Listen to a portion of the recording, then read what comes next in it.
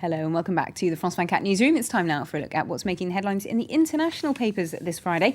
And for that, I'm joined by our press reviewer, Caterina Vitozzi. Caterina, thanks for being with us. The International Herald Tribune are leading with a story about the crisis in Syria, but they've got rather a different account of the battle in Aleppo. Yeah, that's right. As you can see here. International Herald Tribune, war in Syria makes for a daily struggle to survive. Now, they have talked to a man who simply wanted to be known as Her. He's a rich Syrian businessman who lives in Aleppo, and in fact, he was kidnapped. Now, he wasn't kidnapped by, as he at first thought, it may have been government troops. He wasn't kidnapped by rebels. It was just, in fact, a criminal gang.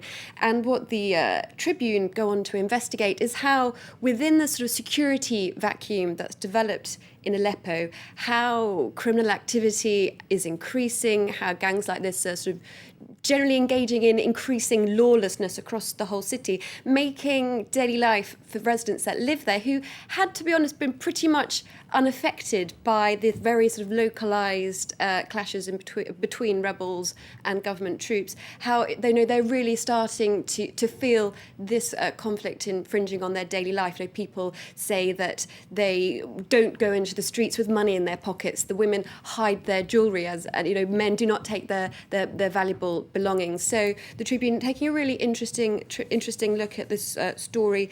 The rebels, according to an article in The Guardian, they said they've been trying to fill this security vacuum, but there was a really interesting little graphic in The Guardian today to show just what they're up against. You've got the 325,000 government fighters versus 70,000 Free Syrian army fighters. Now, I must stress, this is across the whole of Syria.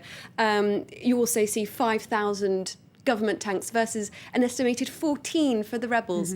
But what is really crucial to this battle, as The Guardian points out, is that when it's conflict like this, which is a very urban conflict, you've got rebels sort of cached in small areas, very heavily built up areas. It's not so much the tanks that makes the difference, it's weapons like rocket-propelled grenades. And this is something which they're saying is really the lack of these rocket-propelled grenades is what is really making or breaking the battle for them in Aleppo. Okay, well, we're going to move on now to China and the trial of Gu Kailai, which has sort of made headlines worldwide, really. But what's the coverage been like in the domestic press in China? Well, it's really interesting. It sort of depends whereabouts you are in the region. Now, as you said, this big case making headlines across the world, wife of a top politician in this murder trial. The Chinese language press in mainland China have been very muted with their coverage. It's been sort of deep within the newspapers, around page 13, after news of the Olympics and the weather. If you move a little bit further away from mainland China to the South China Morning Post, which is based out of Hong Kong, you see that it's made the front pages there. Gu Kailai poured poison into Haywood's mouth. So, they're taking a little bit, well, obviously straight on their front page. Also inside the Morning Post, we see they're carrying the story about how journalists weren't allowed into the trial. You see photographs of people being kept outside trying to get information. They also make a very interesting point about how social network sites in China during yesterday's trial experienced some, well, they call it glitches. If you did searches on Weibo, for example, which is sort of the Chinese version of Twitter, if you did searches under the name Hefei, which is the location where the trial was, Kailai, the websites would stop working. So that was an interesting little point they made. Certainly interesting, the discrepancy in coverage there across China. Finally, the Olympics, of course. We can't avoid it at the moment, and we don't want to avoid it either because it's great. Exactly. Lots of coverage of course, Usain Bolt's victory. Absolutely. In the 200 metres. Front page of The Independent, Usain Bolt, lightning bolt strikes twice, citing his clean sweep, not in just this Olympics, but the last Olympics.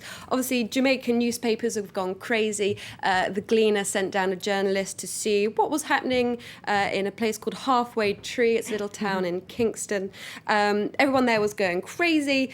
Needless to say that not only were people in Jamaica very excited by this, as you can see in some of the pictures behind me, but the International Herald Tribune said, hey, let's see what the Curiosity, the Mars rover, is doing. What are the aliens doing on Mars? Well, according to them, they're watching Usain Bolt as well. Excellent stuff. They could indeed have sent those pictures back just last night. Thank you very much indeed, Caterina, for that look at today's international newspapers.